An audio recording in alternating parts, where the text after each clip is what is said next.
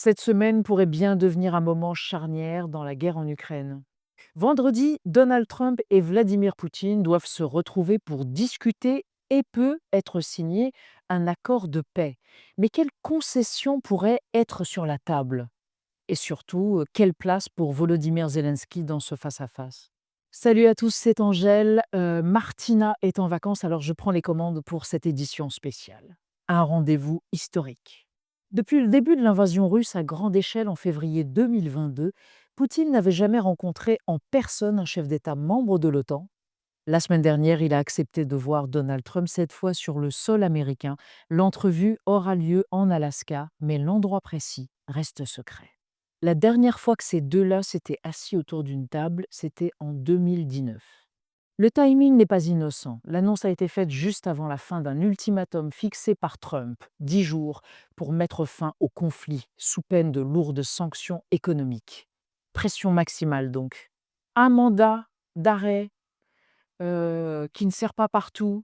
Petit rappel, Poutine est visé par un mandat d'arrêt de la Cour pénale internationale pour crimes de guerre. Normalement, tout pays reconnaissant la CPI doit l'arrêter s'il met un pied sur son territoire.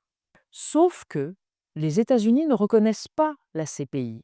Résultat, sur le sol américain, Poutine ne risque rien. Que pourrait-il se négocier? Trump a déjà lâché un indice des échanges de territoires, un objectif que Poutine affiche depuis longtemps. Actuellement, la Russie contrôle environ 20% de l'Ukraine.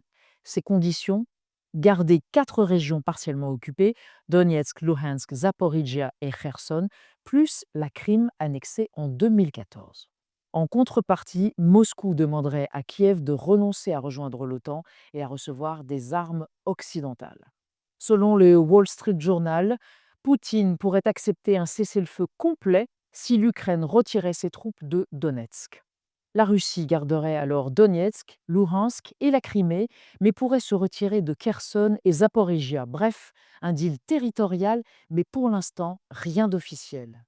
La réponse ukrainienne. Zelensky a été clair, pas question de céder le moindre mètre carré. Problème, il n'est même pas invité à cette rencontre. La Maison-Blanche parle d'un possible sommet à 3, mais Poutine ne veut pas en entendre parler pour l'instant. L'Europe sur la touche. L'Union européenne, elle redoute un accord qui sacrifierait l'Ukraine. Les diplomates insistent. Selon le droit international, tous les territoires occupés appartiennent à Kiev. Les ministres européens des Affaires étrangères se sont réunis en urgence lundi et une grosse réunion en ligne est prévue mercredi avec l'Allemagne, la France, l'Italie, la Pologne, l'Ukraine, l'OTAN et même Joe Biden. Objectif, préparer une position commune avant toute négociation. Pendant que la diplomatie s'agite, la guerre continue. Selon l'armée ukrainienne, la Russie a avancé d'une dizaine de kilomètres en un jour dans la région de Donetsk. Pour Zelensky, Moscou cherche surtout à gagner du temps avant une nouvelle offensive. Voilà pour le tour d'horizon du jour. Merci de nous suivre sur YouTube, Instagram et via notre newsletter. Prenez soin de vous, de vos proches et on se retrouve demain pour un nouveau débrief de l'actualité.